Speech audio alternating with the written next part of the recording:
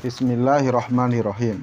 Matahari yang terbit dari timur tanpa diiringi mendung mengumumkan akan datangnya sebuah pagi yang baru. Semesta alam menghirup angin pagi yang sepoi-sepoi. Orang-orang menyaksikan keagungan Allah pada penciptaannya. Keagungan semesta alam itu adalah matahari yang terbit dengan sinar keemasannya yang hampir-hampir merenggut penglihatan.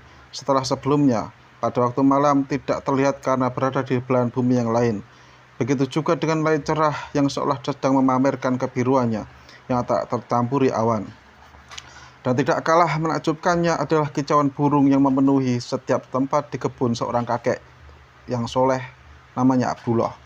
Kebun milik seorang kakek itu dipenuhi oleh tanaman dari berbagai jenis buah-buahan yang menghiasi ranting-ranting. Sehingga kebunnya menjadi seperti surga Allah di muka bumi. Tak salah bila penduduk Darawan menamakan kebun itu dengan sebutan surga. Sungguh kebun itu benar-benar telah menjadi sebuah surga. Kakek yang soleh itu telah bekerja keras untuk menyemai dan menanam pepohonannya. Ia rawat tanaman dan pohon buah-buahan itu hingga menghasilkan buahnya setiap musim.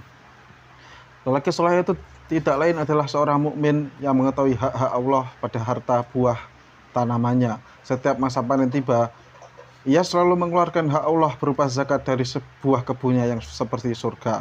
Kebunnya membawa berkah dengan izin Allah. Kebun miliknya menghasilkan panen yang berlipat. Orang-orang fakir dan miskin yang ada di kota itu kemudian memakannya, hingga kebun tersebut menjadi surga bagi orang-orang fakir setempat. Mereka bisa bersenang-senang sembari makan hasil buah-buahan yang baik. Mereka hidup bahagia di surga lelaki soleh itu, dan ia pun hidup dengan penuh keridhaan atas karunia yang telah Allah berikan kepadanya berupa rezeki yang baik lagi luas. Tidak ada yang mengkhawatirkan atau mencemaskan kakek itu dalam hidupnya, selain sikap beberapa anaknya yang sering menghalanginya mengeluarkan zakat sedekah kepada orang-orang fakir. Namun ia senantiasa berharap Allah akan memberi hidayah kepada mereka. Ketika anak kakek bernama Abdullah itu berkumpul saat ayah mereka sedang berada di luar rumah, tanda-tanda kemarahan dan ketidaksetujuan tampak pada mereka terhadap sesuatu semua yang dilakukan oleh ayah. Mereka setelah mengeluarkan zakat tanaman dan memberikannya kepada orang-orang fakir. Anak sulung berkata, "Apa yang dilakukan oleh ayah kita? Ia mengeluarkan zakat." Anak bungsu menjawab, "Betul, zakat tanaman, dan ia lupa bahwa kita bisa menjadi orang kaya di Darawan jika ia menjual semua hasil buah-buahannya tanpa memberikan sebagiannya kepada orang-orang miskin itu." Anak yang pertengah menjawab, "Itu adalah hak Allah atas tanaman-tanaman." Si bungsu menimpali, "Apa Allah memerintahkan untuk menyanyikan harta dan memberikannya kepada setiap orang yang mengakui dirinya fakir?"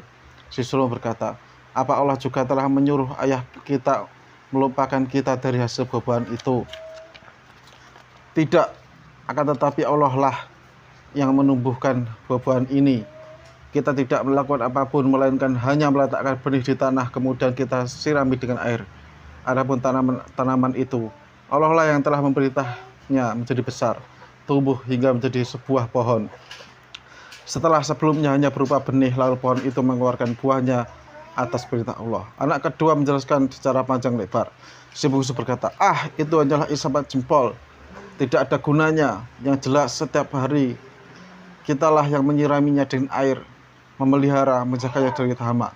Anak kedua berkata, tidak, Allah lah yang telah menjaganya dari tertimpa api yang akan membakarnya, atau hujan yang akan menenggelamkannya, atau bahkan hama yang tidak dapat kita lihat dari kita dan kita atasi. Zakat yang dibayarkan ayah kita hanyalah sebagian dari hak Allah, bukan seluruhnya. Sekiranya Allah memerintahkan kita untuk mengeluarkan hak itu seluruhnya, tentu kita tidak akan kebagian apa-apa. Si sulung berkata, kita akui hak Allah, tapi apakah Allah memerintahkan agar ayah kita memberikannya kepada orang-orang fakir atau miskin? Anak yang tengah menjawab, ya, sebab Allah memberi kita harta buah-buahan, menjadikan kita orang-orang yang mendapat amanah pada dua hal itu. Allah menjadikan sebagian orang fakir dengan tujuan supaya kamu memberikan sebagian hartanya kepadanya hingga ia juga bisa hidup. Jika orang fakir tidak kita beri apa-apa, dari mana dan keluarganya dapat makan? Anak sulung berkata, kenapa ia tidak bekerja sendiri dan makan dari hasil kerjanya? Anak yang tengah menjawab, sebagian mereka itu juga bekerja, tapi Allah zat yang memberi rezeki. Dia lapangkan rezeki sebagian dari kita, dia sempitkan sebagian dari yang lain. Tujuannya ialah untuk menguji kita dan untuk mengetahui dengan nyata siapa yang menunaikan hak Allah dan siapa yang tidak menunaikannya. Anak bungsu berkata, kamu sama saja seperti kita, dan tak banyak penyakit pada keluarga kita sudah merupakan penyakit keturunan. Sekarang anak yang tengah berkata, kamu menganggap zakat sebagai penyakit. La haula wala quwata illa billah. Semoga Allah memberi kalian hidayah. Wahai saudara-saudaraku yang mulia, ketika orang itu kemudian berpisah, anak yang tengah pergi mengikuti jejak ayahnya, sementara kedua saudaranya yang lain pergi menjauh dari ayahnya. Mereka menghabiskan malam-malam berikutnya dengan penuh kemarahan dan kejengkelan terhadap ayah dan saudara mereka. Seorang fakir datang ke kebun Abdullah untuk meminta sejumlah buah-buahan buat anaknya yang sedang sakit dan menangis tiada henti karena tidak ada yang dapat dimakan.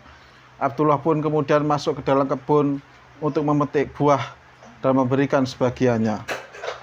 Setelah itu, ia juga memberikan sejumlah uang kepadanya.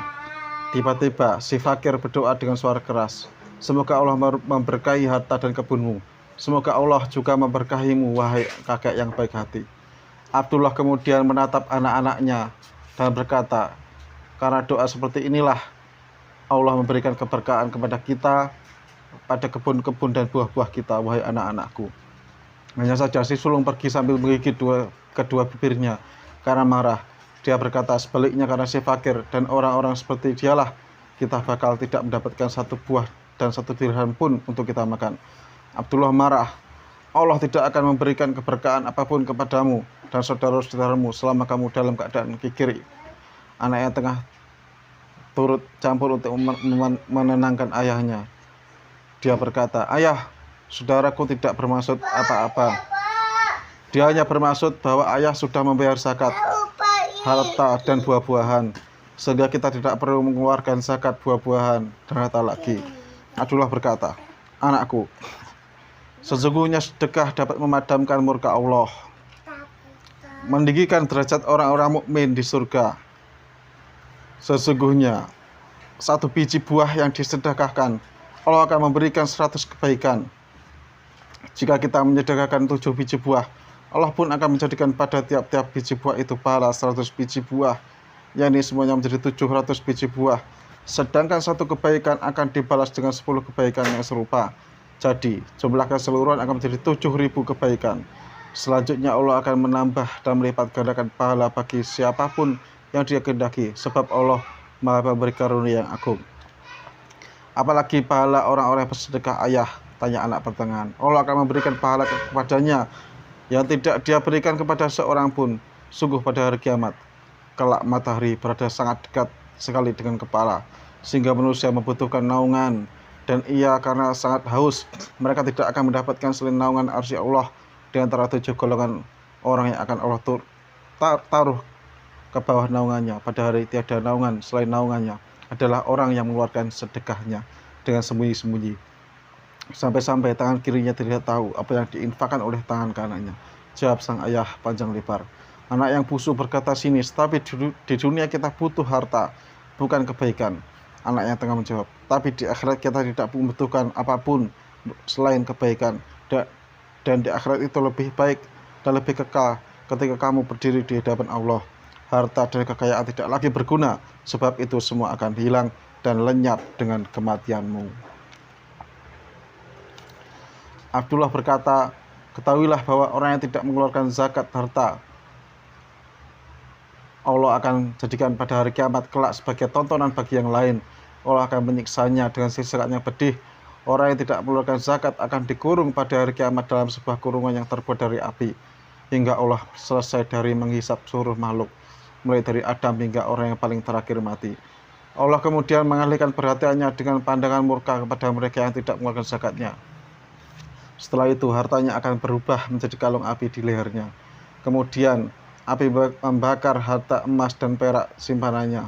Selanjutnya kening, lambung, dan punggungnya akan disetrika dengan api itu.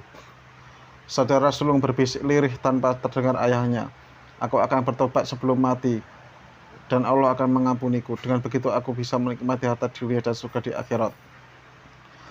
Meskipun ayahnya tidak mendengarnya, tetapi Allah dapat mendengarnya, sebab dia adalah zat yang maha mendengar semua suara.